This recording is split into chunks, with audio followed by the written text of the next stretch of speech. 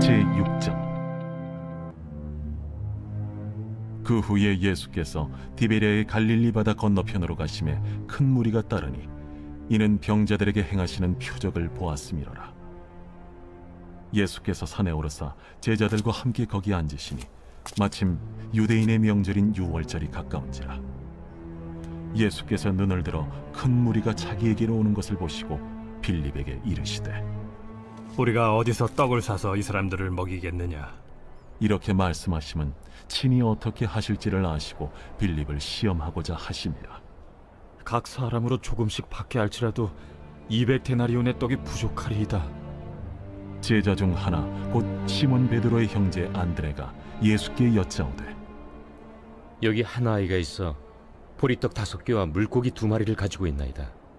그러나 그것이 이 많은 사람에게 얼마나 되겠사옵나이까? 이 사람들로 앉게 하라. 하시니 그곳에 잔디가 많은지라 사람들이 앉으니 수가 5,000명쯤 되더라. 예수께서 떡을 가져 축사하신 후에 앉아있는 자들에게 나눠주시고 물고기도 그렇게 그들의 원대로 주시니라. 그들이 배부른 후에 예수께서 제자들에게 이르시되 남은 조각을 거두고 버리는 것이 없게 하라. 이에 거두니 보리떡 5개로 먹고 남은 조각이 12바구니에 찼더라. 그 사람들이 예수께서 행하신 이 표적을 보고 말하되 이는 참으로 세상에 오실 그 선지자라. 그러므로 예수께서 그들이 와서 자기를 억지로 붙들어 임금으로 삼으려는 줄 아시고 다시 혼자 산으로 떠나가시니라. 성경에 보면 먹을 거에 관한 이야기가 굉장히 많이 나와요. 떡과 양식, 빵 이런 이야기들이 나오는데 사실 이것들은 전부 다 한 가지를 설명하기 위해서 등장하고 있는 개념들이에요.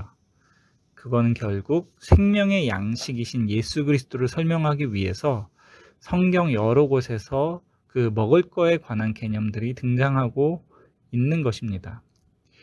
오늘 말씀은 우리가 너무 잘 아는 예수님의 표적이에요. 심지어 사복음서 전부에 다 기록되어 있을 만큼 중요한 내용을 담고 있어요. 이 내용은 정말 중요하고 너무 많은 걸 담고 있어서 이 짧은 영상에 다 내용을 담기에는 너무 부족해요.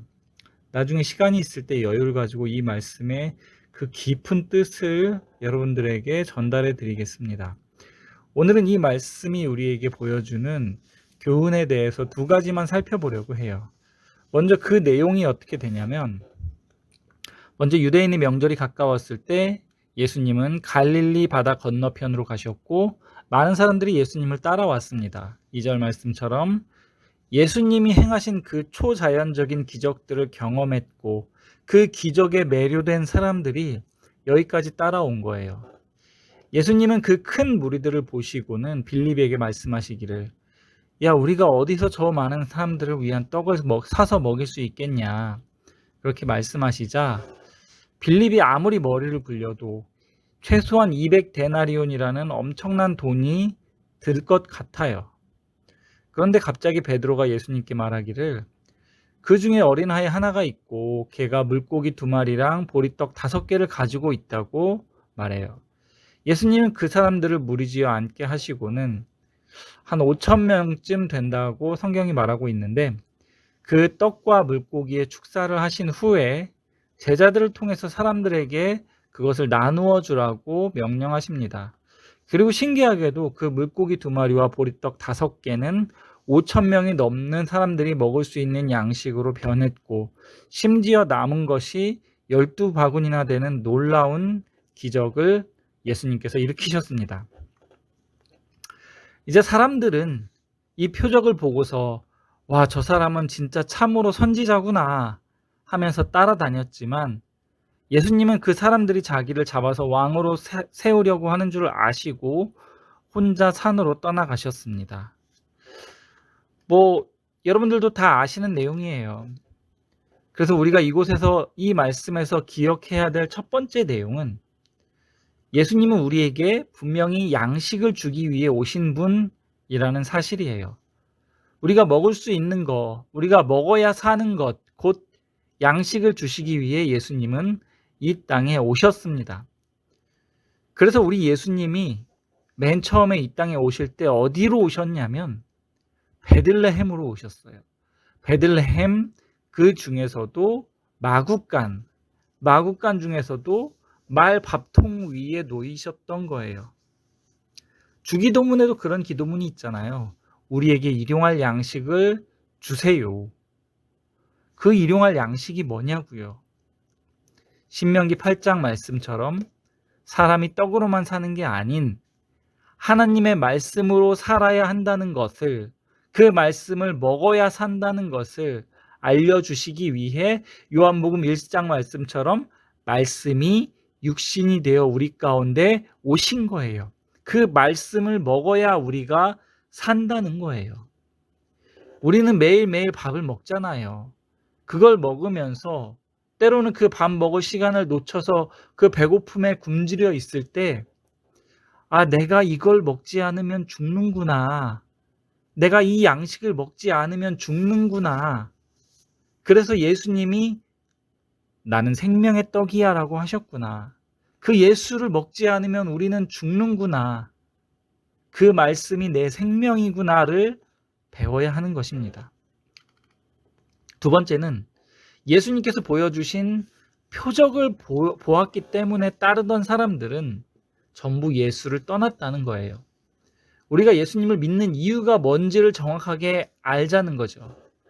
그분이 우리가 가지고 있는 물고기 2마리와 보리떡 5개를 5,000명이 먹을 수 있는 양으로 뻥튀기 시켜줄 수 있는 그런 위대한 능력을 가지고 있기 때문에 우리가 그래서 예수를 믿는 게 결코 아니고, 그렇게 예수를 믿어서는 안 돼요. 그 표적을 기대하면서 예수님을 예배하는 자들은 결국 그것들이 다 사라지는 순간에 떠나게 되어 있어요. 물론 여러분들이 표적을 기대하면서 뭔가 예수님을 믿진 않을 거예요. 하지만 그게 뭘 의미하냐면 예수를 믿는 목적이 나에 있다는 거예요. 나의 존재를 위한 예수가 된다는 거예요. 때로는 나에게 유익을 주거나 나를 도와주는 예수, 나를 도와줘서 내가 이 땅 가운데 살아갈 수 있는데 유익을 줄 수 있는 예수, 나의 존재의 어떠함을 위해 믿고 따르는 예수, 그런 신앙생활은 너무나 쉽게 무너져 버린다고요. 여러분 주변에 그런 사람들 정말 많을 거예요. 예수를 믿는 목적도 없이 방황하며 교회 나오다가 결국 다 떠나버린 사람들. 6장 67절 말씀에 이런 말씀이 있어요. 너희도 가려느냐? 우리가 왜 예수를 믿는지 정확하게 인지하지 못하고 있으면 우리도 결국 떠나게 돼요.